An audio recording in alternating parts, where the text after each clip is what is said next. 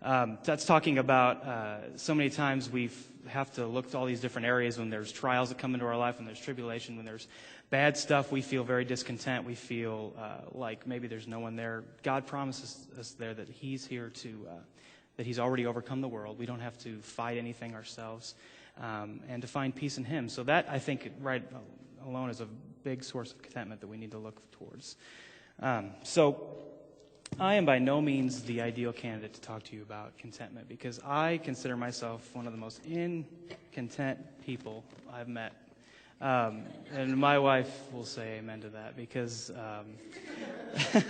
I've been blessed. I mean, we've been very blessed as a couple. We've been married almost 2 years in July. Woo-hoo. And it's been great, and it hasn't been all great.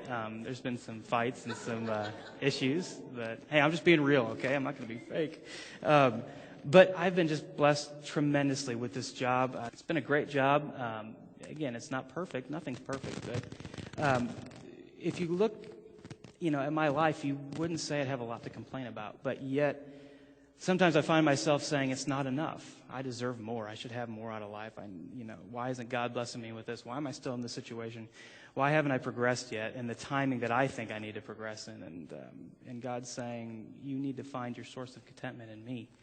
And realize, take a step back from your little narrow-minded view of how your life is going, and see how many things I've blessed you with. See how much I love you. See how many people I've put in your life that love you too. So, and I don't know all of you. I don't know your different life stories and backgrounds, but I know that in at least some area you have been tremendously blessed by God. Whether just the fact that you know Him, just the fact that you could call yourself a Christian is a blessing. We should all be very content with that and very secure in that. So, but back to me, because I know you always want to hear about it.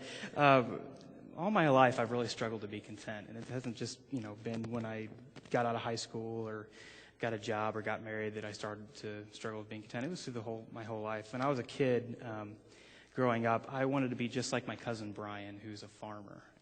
I know when you look at me, you think farmer, you think work with his hands, I could do anything. I know that, this physique was, didn't just get here, but I wanted to be a farmer. I idolized him. I wanted to do everything he wanted to do, and I could not wait to grow up and do that, because I thought being a kid was a little dull, actually, for some reason. So that's what I thought when I was a kid. When I was in middle school, I couldn't wait to get into high school and be treated like a grown-up. Because I was, middle school sucks. It really does. I'll just be honest. You don't know what's going on with your body, and, your mind's going all these different places. You understand you're getting pantsed in the locker room, and so all kinds of weird stuff going on there. So I was discontent in being in middle school. I wanted to be in high school really bad and be a little bit older, be a little more mature, take better classes, have cooler friends, drive a car. Wasn't content that happened. And then when I got into high school, I was sick of that, of course, because I wasn't content. I wanted to graduate and get into college and then really be treated like a grown-up, because I thought I was going to be treated like a grown-up in high school, and that doesn't happen. You can't even go to the bathroom without permission. So I wanted to get into college, and I wanted to experience all that. And then, you could probably see where this is going. When I was in college, I just wanted to graduate. I just wanted to be done. I wanted to actually work. I'm tired of being told what I should do and learning through all these classes. I just wanted to get out there and do it. I don't know if any of you can relate to any of this stuff, but this is me. This is what I struggle with. And now here I am, 23 years old. I'm going to be 24 in September. And I know I'm getting really old. But, oh well. Now I have a career, and sometimes when I think about it, and I think you do this too, I wish I could be that kid again that doesn't have any responsibilities, that doesn't have to answer anybody but his mom. That would be awesome sometimes. So it's like this whole cycle. It reoccurs. And let's take relationships. It's the same thing with relationships. I'm the type of person, when I was little, I always wanted to be married. I don't know why that was like that, but I just always wanted to. I mean, that was kind of a big thing. So I can remember being 12 and wanting to be married. I think maybe it was a loneliness thing. Maybe I never wanted to be lonely again, or maybe I just wanted to hold somebody's hand. I don't know. But I wanted to be married, and I thought I would be totally content when I would get married. And so here I am, being married for 2 years. Like I said, it's great, but sometimes I find myself still being discontent. I thought that would solve all my problems. Getting married, having a relationship with a wonderful woman would just be, there'd be no more problems. I mean, it's solved there.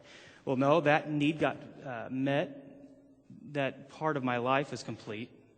And now, instead of not focusing on that, but recognizing that that's a blessing and being happy with that, I'm saying, okay, God, now what next? There's more. That's okay, but bring it on, bring something else on. So, contentment follows us everywhere, or discontentment sometimes follows us everywhere in every aspect of our life.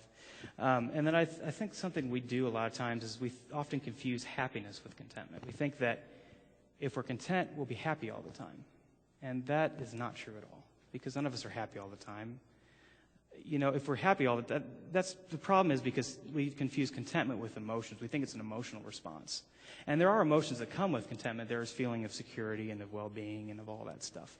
But that follows it. It doesn't precede it. Sometimes we get the cart before the horse here. We think that once we feel happy about everything and once we feel secure about our lives and everything God's given us, then we're going to be content all of a sudden. And that's not true all the time. So we have to realize it's a decision we have to make to be thankful to God about where we are in life and what He's given us, what He's blessed us with. And that's the first thing we need to get on this road to contentment.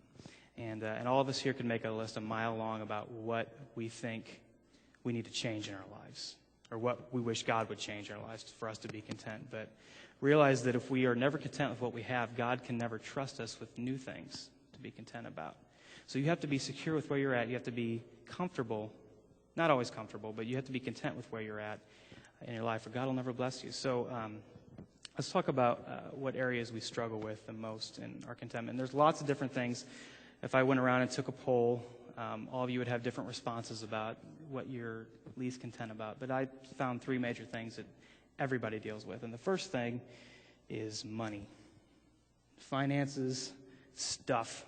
When I say stuff, you need money to buy the stuff that you think will make you content. So if we have the stuff, we're going to be happy. If we have the stuff, we're going to be secure. If we have the stuff, we have the money, it gives us power. Money is power, they say. How many of you want more money right now? Raise your hand. Just be honest. You want more money? Okay, how many of you think you have enough money right now? Yeah, exactly. That's what I figured. That's our nature. That's our human nature. We need more. Give us more. Give us more. It's interesting, the fact that we think money is so empowering, because money can be a trap, a huge trap. And I'm talking if you have a little bit of money or if you have a lot of money. It's all the same. We think that once we get up to a certain level of finances and toys, and I have a television set, and it's a toy for me. I love it. Oh, my gosh. When I was planning on getting this thing for probably, I don't know, honey, how long? Like 6 or 7 months at least? A year? Okay. I've been planning on getting it for a year. And all I could think about was that. And I thought that I'd look at my little, I don't know what size it was. Maybe it's a 20-inch TV that we had before that or something like that. Huh? No, it's not 32. I know it's not 32 inch. I want to say it's like a 24, 25 inch, which is a great TV. It worked fine. Mom gave it to us, so Dad, it was free. It worked great. It still works. But I'd look at that thing and I'd be like, that's great, but I'll really be happy when I have my 72-inch high-definition DLP rear projection. Can I get a witness in the room? It was good. So I wanted that. I thought I'd be content when I had that. And I was tremendously blessed to be able to receive that as a birthday gift. And, it was really cool when I got it. I probably spent more time watching it than I should have, but I'd watch it and, it was great. And then, a couple months, 2 or 3 months went along, and it stopped becoming so cool. I mean, it was still great, but I was just like, there's my TV. I mean, come on. We think that that's going to make us content. And I was content for 2 months. And now I'm like, okay, well, I got to get the surround sound speakers. I've got to get this whole experience, and then it'll be complete. And so then I got the speakers, and now I'm thinking, okay, someday when I move into a house, I'm going to make like this big home theater room, and that'll be the key. So it doesn't make sense. We just keep going on and on. And in the Bible, 1 Timothy chapter 6, verse 10, same chapter where we were at before, it says, "For money is a root of all kinds of evil." Is that true? Is that actually what the Bible says? Are you sure?